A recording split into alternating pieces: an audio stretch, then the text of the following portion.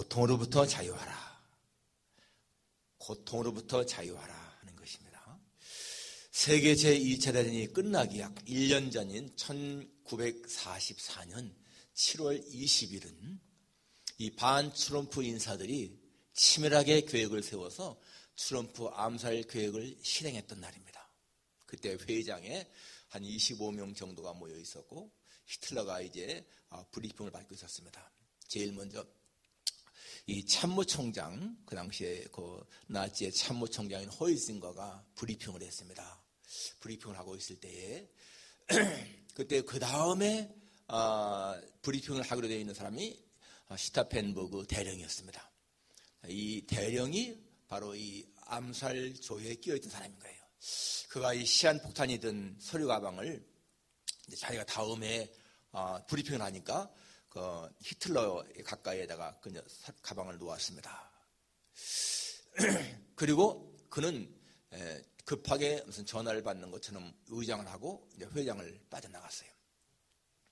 그런데 그 육군 참모총장인 호이징거의 부관인 그 브란트 대령이라는 사람이 이렇게 의자에서 몸을 움직이다가 그 가방을 살짝 건드렸습니다. 그래서 이제 이 브란트 대령은 이게 슈타펜버그의 그 가방인 것을 알았기 때문에 이것 때문에 우리 히틀러 정통이 조금 불편해할지도 모르겠다. 그래서 그거를 이제 조금 옮겼습니다. 히틀러에게 떨어진 곳으로 옮겼어요. 바로 옮기고 나서 이게 펑 터졌습니다. 그래서 이 가방을 옮겼던 브란트 대령을 포함해서 4명이 현장에서 즉사하고 또 많은 사람들이 중경사가 입었는데 그때 이 히틀러도 그냥 얼굴에 막 그냥 새까맣게 탈정도 있었고 그리고 고막이 터지고요. 다리에 부상을 입고 했는데 생명은 건졌습니다. 죽지 않았습니다. 그 사건 때문에 대대적인 체포가 행해져서 7,000명 정도가 체포를 당했고 5,000명 정도가 처형을 당했습니다. 그때 그 암살 계획이 만약 성공한다면은 이제 수상으로 내정되었던 이 라이프치히 시장이었던 괴들러라는 사람 도망쳤다가 나중에 붙잡혀서 처형을 당했는데 그가 죽기 전에 이런 글을 썼습니다. 한 개인의 운명에 관심을 가지는 하나님이 과연 존재할까? 나는 이것을 믿을 수가 없다.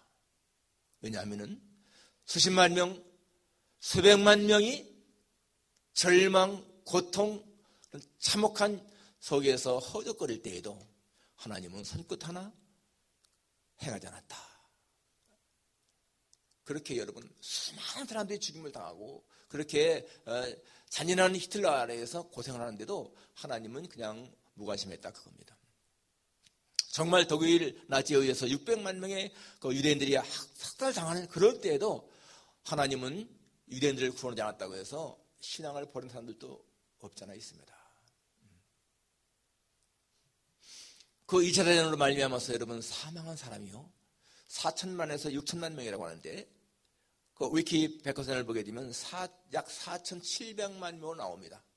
군인, 민간인 합쳐서 4,700만 명이 죽임을 당했어요. 목숨을 잃었습니다. 부상자까지 하면 얼마나 많겠어요. 1차 세계대전, 스페인 내전, 2차 대전 그런 걸 통과하면서 겪으면서 우리 사람들에게 친숙한 귀에 아주 익은 단어가 뭔가 하면은 바로 고통, 절망, 좌절, 소외 그런 거예요. 사람들은 그러한 고통, 절망, 좌절 그런 것 속에서 허덕거릴 때에 하나님이 과연 계시다면 왜 이렇게 우리를 이 고통 속에 버릴까? 그래서 하나님을 떠난 사람이 있다는 겁니다. 그런데 여러분 사랑하는 사람에게 버림을 당했을 때에 정말 사랑이 무엇인가 깨달을 수가 있고요. 느낄 수가 있고 그리고 자기가 믿었던 사람에게 배신당할 때에 인간이 무엇인가를 알 수 있는 것처럼 하나님이 나를 버렸다라고 느낄 때에 우리는 하나님을 만날 수 있다는 거예요. 그의 대표가 누굽니까? 욥이죠. 욥. 여러분 욥 같은 경우 보세요. 그렇게 참혹하게 자식이 죽음을 당하고 재산 다 잃어버리고 자기 몸에 병이 들고 아주 처절한 그런 맨 밑바닥 절망의 맨 밑바닥에 들 적에 결국에는 하나님 만나죠. 그때 뭐라고 고백합니까? 주여, 내가 전에는 귀로 듣기만 했는데 이제는 내가 눈으로 주를 뵙나이다. 그렇게 고백합니다. 가장 처절한 절망 속에 있을 적에 하나님을 만난다는 얘기예요. 여러분, 오늘 본문 보게 되면 이 한 여인, 혈류병 앓는 여인, 마찬가지로 처절한 절망, 좌절 속에 있었지 않습니까? 고통을 당했잖아요. 그런데 주님 만남으로 말미암아서 이가 고침 받습니다. 바로 고통으로부터 자유를 얻는 거예요. 자, 오늘 이 내용 몇 가지 보겠습니다. 첫째, 고통에 매여 살던 한 여자. 오늘 43절에 보게 되면 12해를 혈루증으로 앓는 중에 아무에게도 고침을 받지 못하던 여자가 있었다. 이 혈루증, 여자에게 이 하혈, 피가 흐르는 그런 병이잖아요. 레위기 15장에 보게 되면 이 유출병이라고 나오는데 레위기 15장 전체가 이 유출병에 대한 것을 다루고 있습니다. 이 유출병 걸린 사람은 이게 혈루증과 마찬가지인데 아주 부정하게 인정받습니다. 그래서 사람들과 접촉도 하지 못하고, 만일에 이 여자가 어떠한 질그릇을 만지면요, 질그릇을 깨트려 버려야 되고, 나무그릇을 만지면 나무그릇 물로 씻어야 되고, 사람을 만지게 되면 그 사람이 부정해서 옷을 빨고 몸을 씻고 물로 씻고 저녁까지 부정해야 할 그런 사람인 거예요. 그러니까 얼마나 이 병이 난치병이고 부끄러운 병인가. 사람과 접촉할 수가 없습니다. 이런 사람은요, 성전에 올라가 예배드릴 수도 없어요. 공동체에 같이 참여할 수가 없는 거예요. 그러니까 가족에게도 버림을 당하고요, 남편이 이혼해야 한다면 이혼 당할 수밖에 없는 거예요. 법적으로도 허락됐습니다. 그러니까 이 얼마나 이 유출병 든 사람의 이 처지가 참 불행한 것인가를 우리가 알 수 있지 않습니까? 그런데 이 여자는 마가복음에 보게 되면 많은 의원들 찾아가서 고치려고 애를 썼어요. 그런데 아무도 못 고쳤습니다. 여기도 나오죠. 아무에게도 고침을 받지 못하던 여자.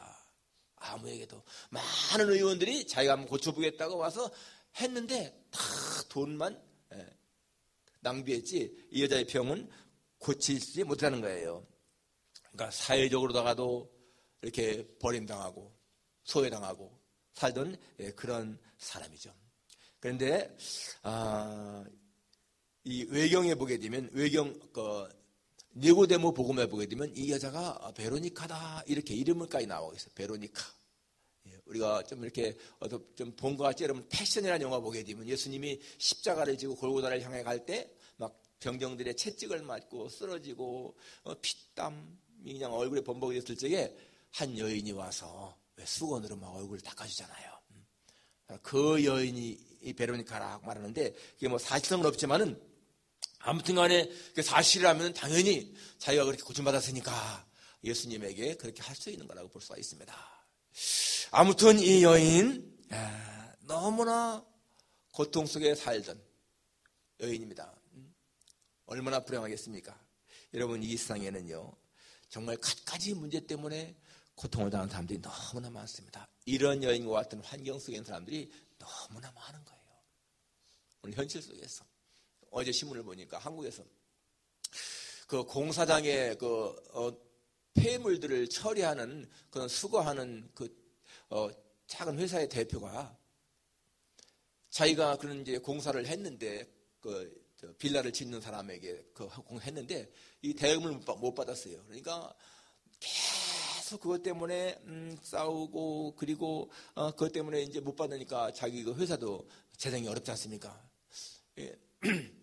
이 남자가 내가 죽어야 사회가 내 억울함을 안다고 그러면서 분신 자살했더라고요.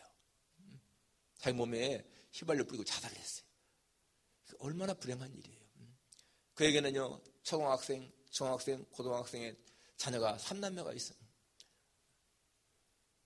물론 그 돈 못 받은 거 억울하고 하지만은 여러분, 내가 죽어야 사회가 나의 억울함을 안다 하면서 죽는 거, 그 사람 개인적인 사정을 볼 적엔 그럴 수밖에 없었겠지만 이게 얼마나 불행한 일입니까? 그 자녀들이 장례식장에서 흐느끼는 그 모습, 이제 그 부인도 40대밖에 안 됐는데 얼마나 불행한 거예요. 정말 자기의 힘으로 해결할 수 없는 것 때문에 고통당하는 사람들, 절망 속에 있는 사람들이 많다는 것입니다. 바로 이 여인이 그런 상황이었죠. 절망적인 상황이었다. 자, 두 번째는, 근데 여자가 예수님께 와서 그 손을 대었다는 것이죠. 44절에 예수의 뒤로 와서 그의 옷가에 손을 대니 혈루증이 즉시 그쳤더라. 마가복음에 보게 되면은 그렇게 중하였던 차에 아무에게도 고치 못했던 그런 상황 속에서 이 여자가 예수의 소문을 듣고 라고 나와요. 예수의 소문을 듣고 뒤로 와서 예수님의 옷가에 손을 대었다.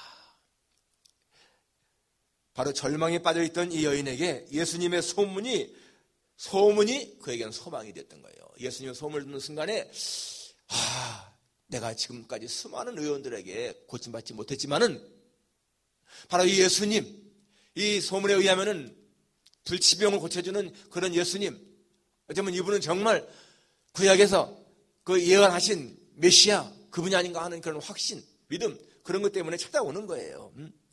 그래서 그 뒤로 와가지고 바로 예수님에게 옷에 자기 생각에 손만 대도 나을 것 같았다.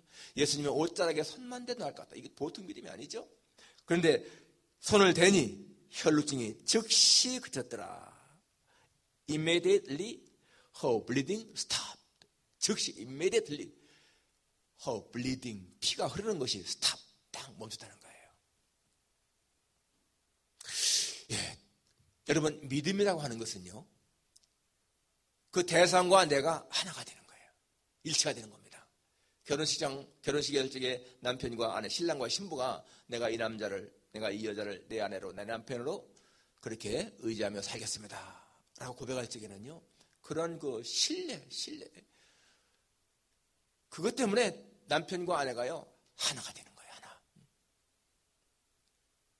내가 주님을 나의 구주로 영접합니다, 주님을 내가 구주로 믿습니다 라고 할 적에 주님과 내가요 하나가 된다는 얘기예요. 하나. 그러니까 이 여자가 내가 예수님의 옷에 손만 대어도 낫겠다라는 그러한 믿음, 그것이요 예수님과 자기가 하나가 되게 하는 그런 결과가 되지 않습니까? 정말 중요한 것이죠. 마지막 세 번째, 믿음은요 예수님의 능력이 흐르는 통로다라는 것입니다. 자, 이렇게 나왔을 적에 46절에 보게 되면은 45절에 예수께서 이르시되 내게 손을 댄 자가 누구냐. 자, 손을 대서 이 여자가 나왔는데 예수님이 내게 손을 댄 자가 누구냐. Who touched me? 누가 내게 손을 댔지? 하고 물을 적에 사람이 다 아니라고 그러죠.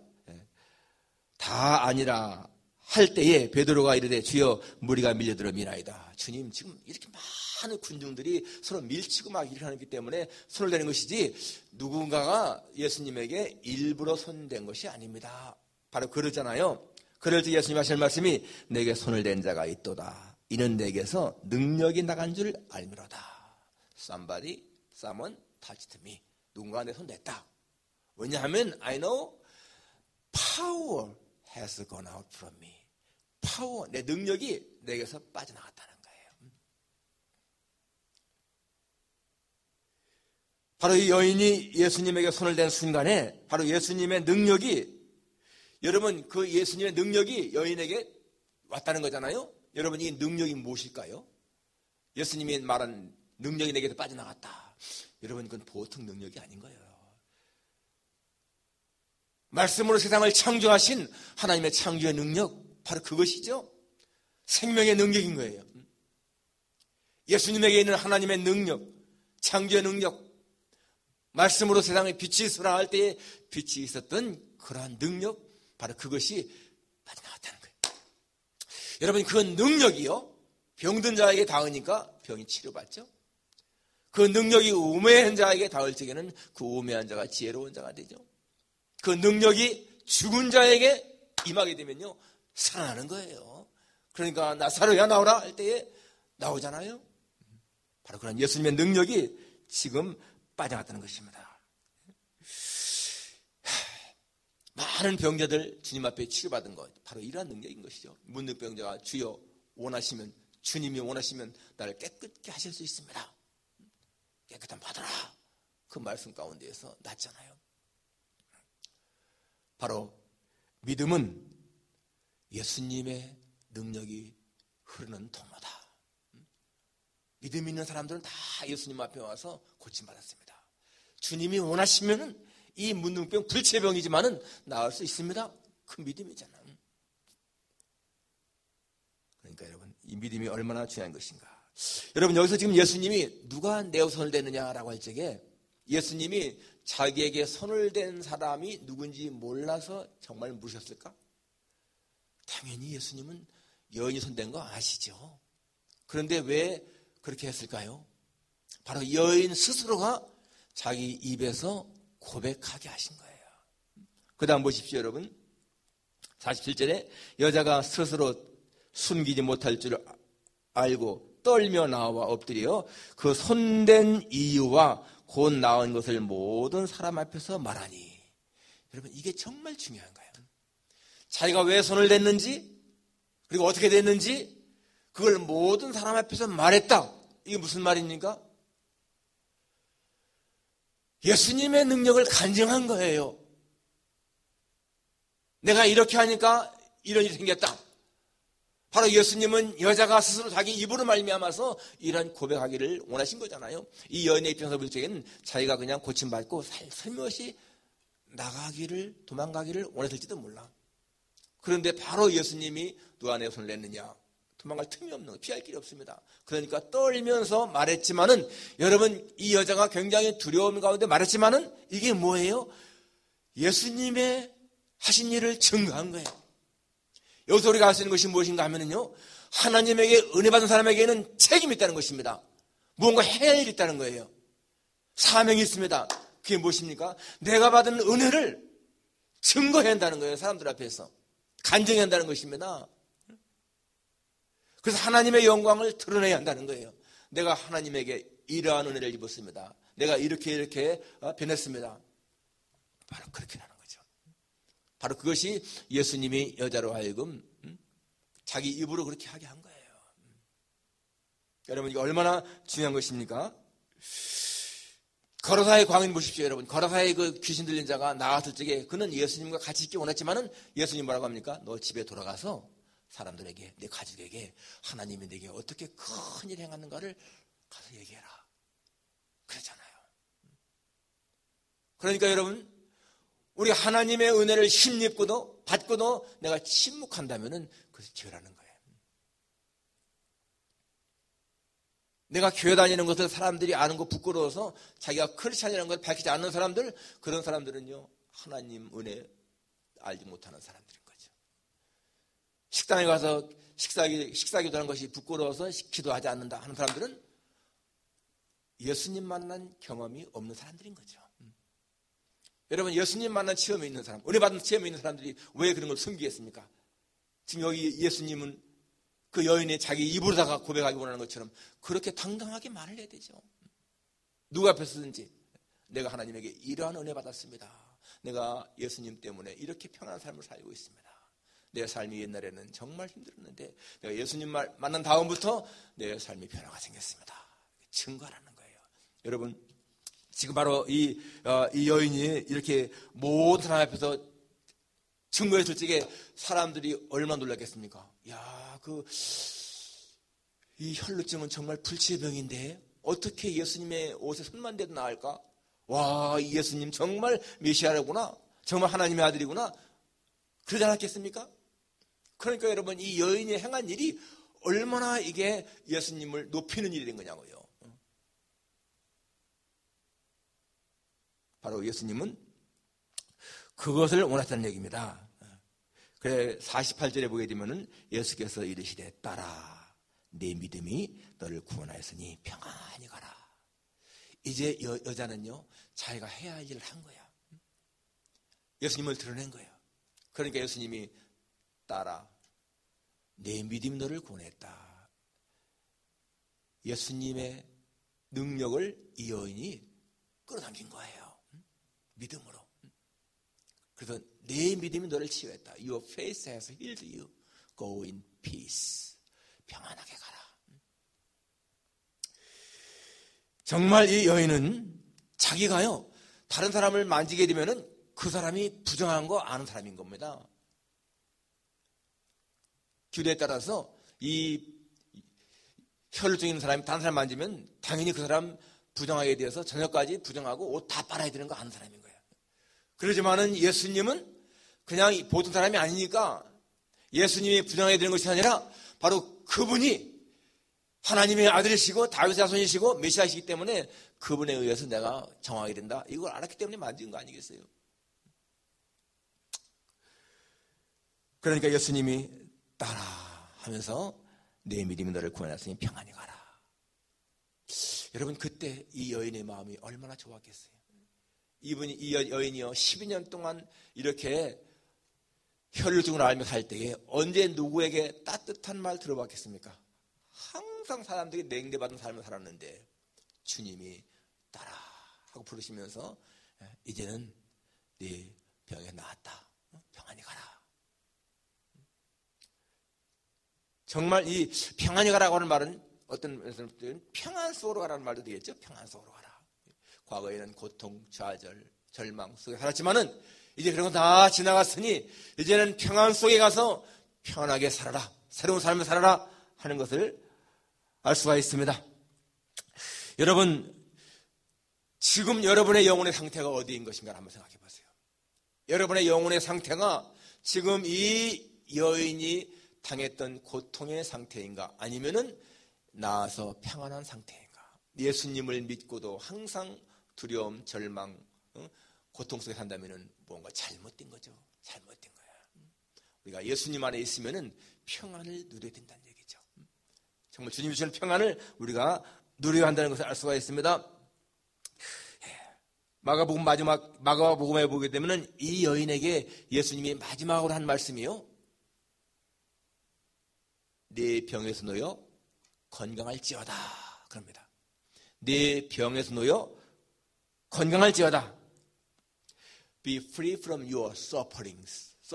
이 suffering, 고통 이런 것부터 free 노임받아라.